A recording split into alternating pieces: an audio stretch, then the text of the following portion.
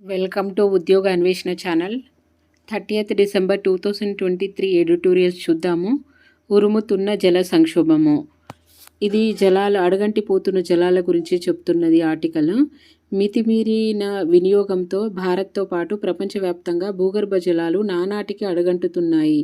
దానివల్ల రాబోయే రోజుల్లో తీవ్ర నీటి సంక్షోభం తలెత్తుతుందని ఎన్నో అధ్యయనాలు చెబుతున్నాయి. దీన్ని నివారించాలంటే సమర్థ జల సంరక్షణ చర్యలు చేపట్టడంతో పాటు అందుబాటులో ఉన్న నీటిని జాగ్రత్తగా వాడుకోవాలి.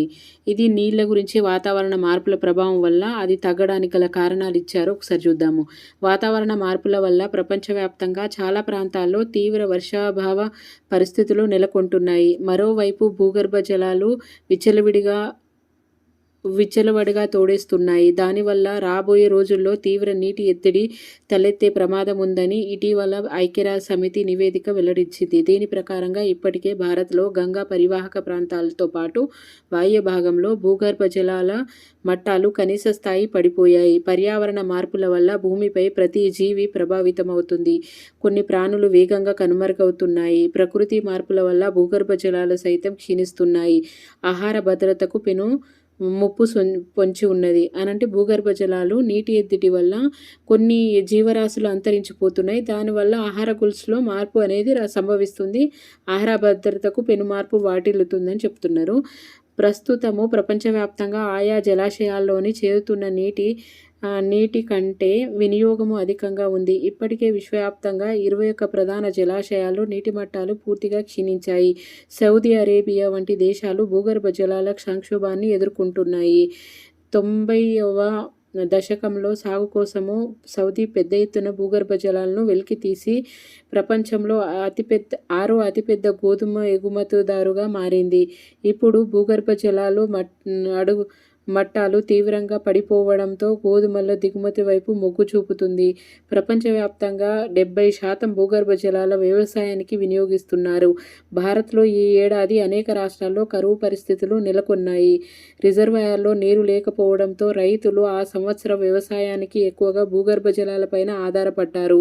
ఇండియాలో భూగర్భ జలాల వినియోగము అమెరికా, చైనా కంటే అధికంగా ఉందని పరిశీలకులు చెబుతున్నారు. పంజాబ్, హర్యానా తదితర రాష్ట్రాల్లో బావుల కింద ఎక్కువగా వరి, గోధుమ సాగు చేస్తున్నారు. పంజాబ్లో 78% రైతులు బావులపైనే ఆధారపడుతున్నారు. దేశీయంగా గోధుమ అధికంగా ఈ రాష్ట్రాల్లోనే సాగవుతుంది. ఏటికేడు కోసుకుపోతున్న భూగర్భ జలాల్లో ఫ్లోరైడ్, విషతుల్యమైన ఆర్సెనిక్ వంటి మూలకాల సాంద్రత పెరుగుతుంది. తీర ప్రాంతాల్లో ఈ భూగర్భ జలాల మట్టాలు తగ్గడం వల్ల ఉప్పు నీటి చొచ్చుకొని వచ్చి మంచినీటి కటకటాలు ఏర్పడుతుంది. భారత్లో భూగర్భ జలాల మట్టాలు సంవత్సరానికి సగటున 1 నుంచి 2 మీటర్ల చొప్పున క్షీణిస్తుందని అంచనా. ఇవి 8 మీటర్ల దిగుమతి పడిపోయింది.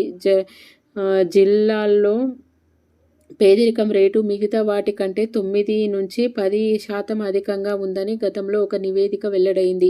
భూగర్భ జలాలు లభ్యత క్షీణిస్తే భారతదేశంలో 20% పైగా సాగు భూమి తక్షణ ప్రభావితమవుతుంది. దానివల్ల ఆహార సంక్షోభం తలెత్తుతుంది. చిత్తడి నేలలు, నది ముఖద్వారాల ఆక్రమణ, పెరుగుతున్న పట్టణీకరణ, చెరువులు, ఇతర నీటి వనరుల విధ్వంసము, అతి వినియోగము, భూగర్భ జలాల క్షీణత ప్రధాన కారణాలు.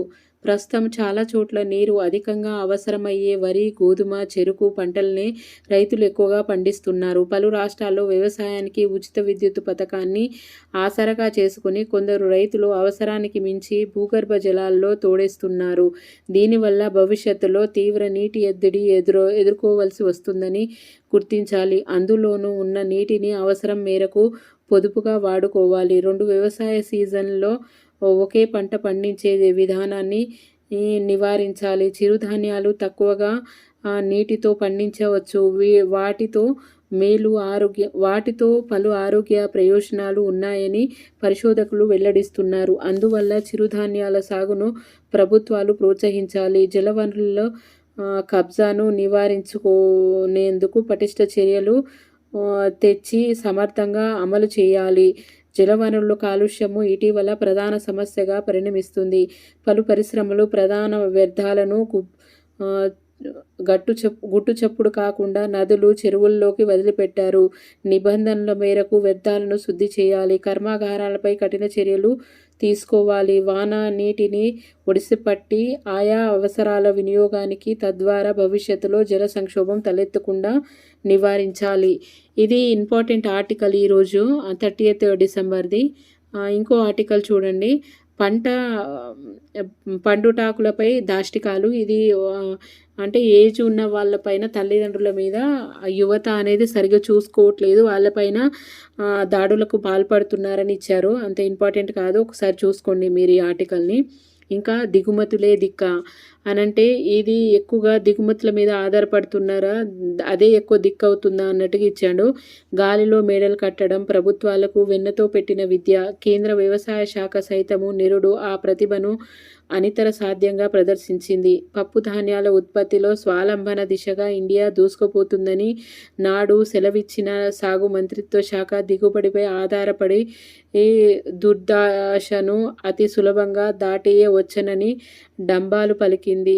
సర్కారు అలా చిటికెల పందిళ్లు వేస్తుంటే 20% పైబడిన అపారాల ద్రవ్యోల్బణము దాటికి సామాన్యుడికి పోషకాహారాలు అందని ద్రాక్ష అవుతున్నది. ఎన్నికల ఏడాదిలో ఎగబాకుతున్న పప్పుల ధరలకు పగ్గమేసేందుకు కందులు, మినుముల దిగుబడిపై సుంకాలు మినహాయింపును మార్చి 2025 వరకు కొనసాగించేందుకు కేంద్రం తాజాగా నిశ్చయించింది. గత ఖరీఫ్తో పోలిస్తే ఈసారి దేశవ్యాప్తంగా పప్పు ధాన్యాల సాగు విస్తీర్ణంలో 13.36 లక్షల ఎకరాల మేరకు తరుగుపడినట్టుగా అంచనా. ప్రస్తుతము రబీ సీజన్లోనూ అపరాల పంటలు తగ్గడంతో దిగుమతులే దిక్కవుతున్నాయి. పప్పు ధాన్యాల ఉత్పత్తిలో తరుగుదలకు అనిశ్చితి వాతావరణమే కారణమని కేంద్రం ఇటీవల వాపోయింది. అది పాక్షికంగా సత్యమే. పెట్టుబడి ఖర్చుల మోత, రాబడిలో అస్థిరత, నిల్వ వనరుల కొరత కారణంగా అపరాల సాగుపై రైతులు ఆసక్తి చూపడం లేదని అధ్యయనాలు వెల్లడిస్తున్నాయి. ఆయా సమస్యల పరిష్కారానికి సర్కారు ఇతమిత్తం చేస్తున్నదేమిటి? హేతుబద్ధమైన మద్దతు ధరలిచ్చి పప్పు ధాన్యాలు ప్రభుత్వమే సేకరించాలని, అందుకుగాను రూ10,000 కోట్లకు అదనంగా ప్రత్యేకించాలని అరవింద్ సుబ్రహ్మణ్యం సంఘము సిఫారసు చేసింది.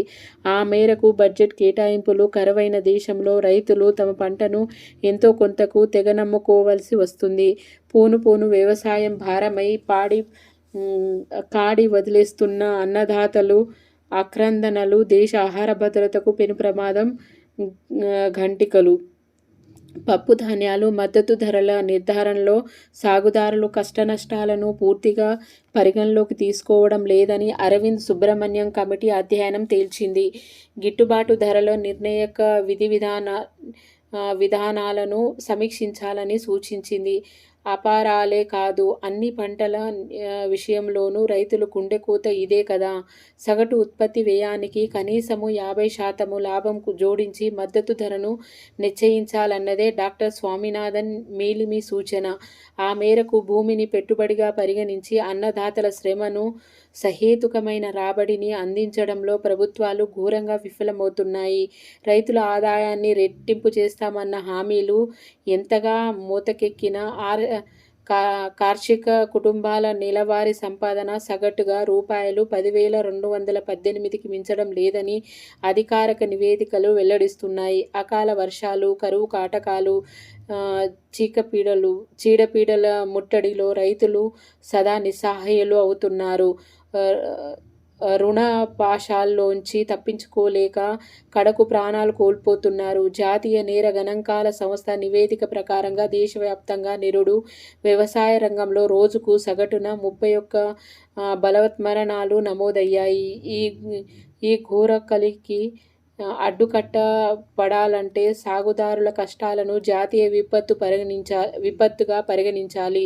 బాధిత రైతాంగానికి సర్కారు నుంచి సకాలంలో సరైన సహాయం అందాలి. అప్పుడే సాగుకు దూరమవుతున్న నవతరము తిరిగి పొలంపాట పడుతుంది. వ్యవసాయంపై లాభసాటిగా మారుస్తూ దేశీయ అవసరాలు, ఎగుమతి అవకాశాలు తగ్గినట్టుగా జాతీయ సేద్య ప్రణాళికలు శాస్త్రీయంగా రూపొందించాలి. పంటల మార్పిడి పాటించాలని వట్టిగా చెప్పడం కాదు, దానివల్ల ఆదాయ వృద్ధిని తప్పగా చూడవచ్చునన్న విశ్వాసాన్ని రైతుల్లో కలిగించాలి. పప్పులు, వంట నూనెల వంటి వాటి కోసము విదేశాల వైపు చూస్తే దురవస్థను దునుమాడే మార్గము అదొక్కటే. ఇదండి ఈరోజు ఆర్టికలు. ఇంకా దిగుమతి పైనది అంటే మనకు కావాల్సిన పప్పు ధాన్యాల మీద ఇతర దేశాల మీద దిగుమతుల మీద ఆధారపడుతున్నది. అది తగ్గించాలంటే రైతులకు సరైన మద్దతు ధర ప్రకటించాలి. ప్లస్ వాళ్ళకు కావాల్సిన సకాలంలో సహకారము, వరదలు, కరువు కాటకాలు ఏదైనా ఉన్నా కానీ ప్రభుత్వం సకాలంలో సహకారం అందిస్తే అది కొంతవరకు నివారించవచ్చు. యువత కూడా ఇటువైపు ఆకర్షించవచ్చు అని చెప్తున్నారు. పారు బాకీల వైకుంఠపాలి ఇదొక ఆర్టికల్. ఇది కూడా ఇంపార్టెంటే. రిజర్వ్ బ్యాంక్ ఆఫ్ ఇండియా అంటే ఈ అప్పులు నాన్ పర్ఫార్మింగ్ అసెట్స్ అని ఎవ్రీ ఇయర్ క్యాలిక్యులేట్ చేస్తారు కదా, అదే విషయంలో ఇది కూడా దానికి సంబంధించిందే. దేశీయంగా బ్యాంకులకు స్థూల పారు బాకీలు గత 10 ఏళ్లలో కనిష్ట స్థాయికి చేరినట్టుగా తాజాగా భారతీయ రిజర్వ్ బ్యాంక్ గవర్నర్ వెల్లడించారు. కొన్నేళ్లుగా బ్యాంకింగ్ రంగము ఆర్థిక స్థితి మెరుగైందని కాదనలేనిదే, కానీ దానికోసమని చాలా మూల్యం చెల్లించవలసి వచ్చినది.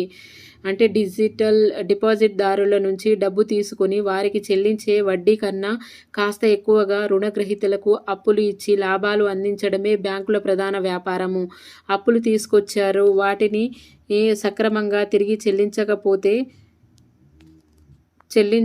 చెల్లించకపోతే పారు బాకీలు, ఎన్పిఏలు అంటే నాన్ పర్ఫార్మింగ్ అసెట్స్ ఎక్కువై బ్యాంకులు నష్టాల పాలవుతాయి. భారతీయ బ్యాంకు 2014-15 నుంచి రూపాయలు 14.56 లక్షల కోట్ల పారు బాకీలను రద్దు చేయాలని కేంద్రం ఇటీవల పార్లమెంటులో తెలిపింది.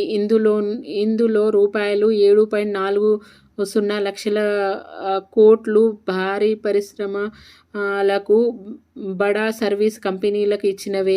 గడిచిన 3 ఏళ్లలో బ్యాంకులు పారు బాకీల కింద చూపిన 5.87 లక్షల కోట్లలో 19% అంటే 1.09 లక్షల కోట్ల రూపాయలను మాత్రమే తిరిగి వసూలు చేయగలిగాయని రిజర్వ్ బ్యాంకు తెలిపింది. ప్రైవేటు రంగానికి ఇచ్చిన రుణాలు ఆదాయంలోని 2017-18లో పారు బాకీల కింద చూపినది 1.25%. 2022-23లో ఇవి 1.5%కి పెరిగినవి. వసూలు కావలసిన ఎన్పిఏలు రూపాయలు 7.14 లక్షల కోట్ల నుంచి 5.72 లక్షల కోట్ల వరకు తగ్గాయని ఆర్థిక మంత్రి ఇటీవల పార్లమెంట్లకు తెలిపారు. వీటిలో అత్యధికంగా ప్రభుత్వ రంగ బ్యాంకులు ఇచ్చినవే. గత 10 ఏళ్లలో బ్యాంకుల పారు బాకీలు బాగా తగ్గినట్టుగా రిజర్వ్ బ్యాంకు తాజాగా వెల్లడించింది. అయితే భారీ కంపెనీలకు ఇచ్చిన రుణాలు తిరిగి వసూలు కాక నష్టాల పాలైన బ్యాంకులు మళ్లీ నిలబెట్టడానికి మూల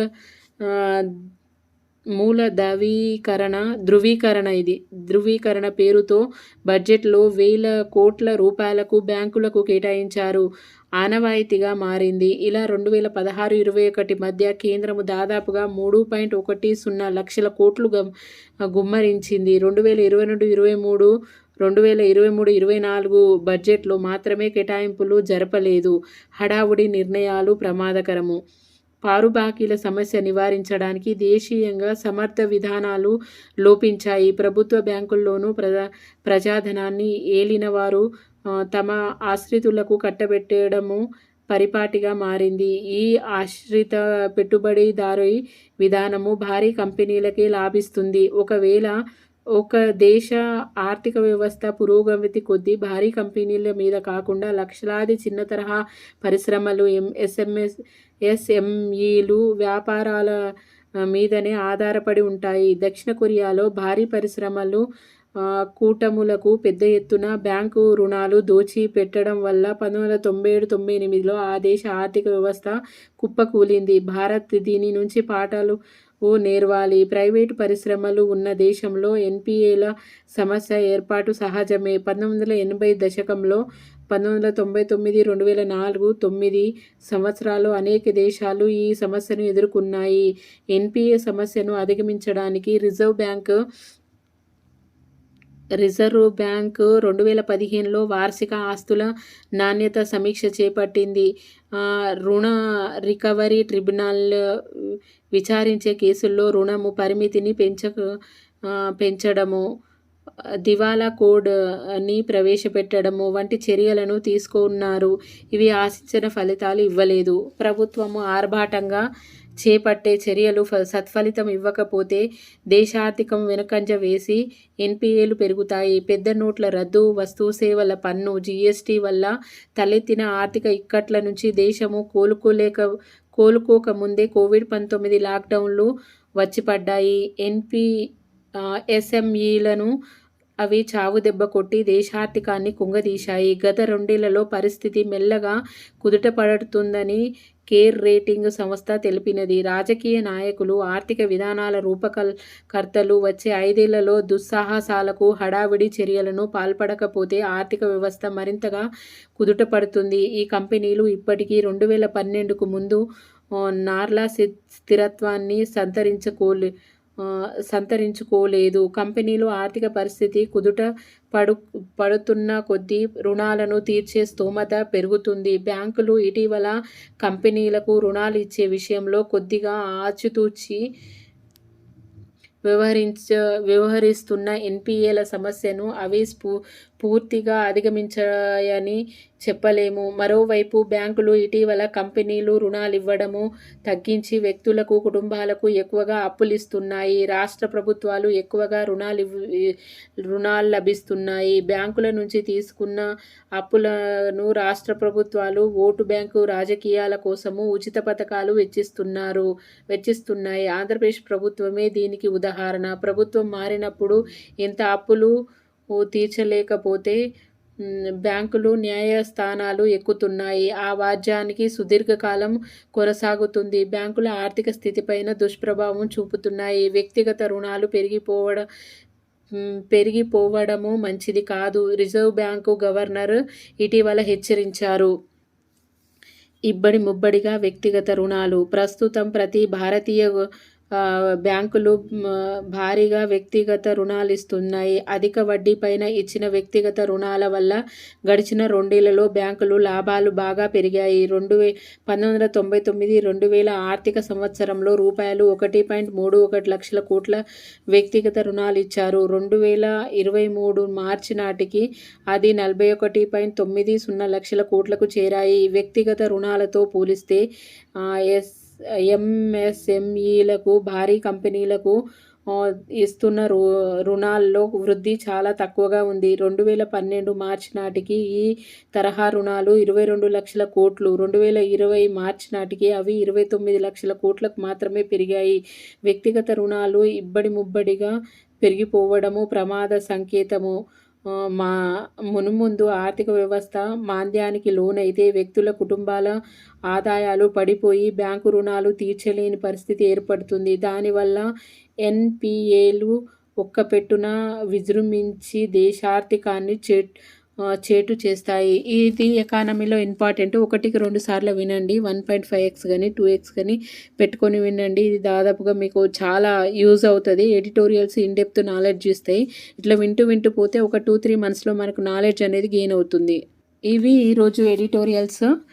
మీకు నచ్చితే లైక్ చేయండి, షేర్ చేయండి, సబ్స్క్రైబ్ చేయండి. లైక్ చేయడం మర్చిపోకండి. Thank you.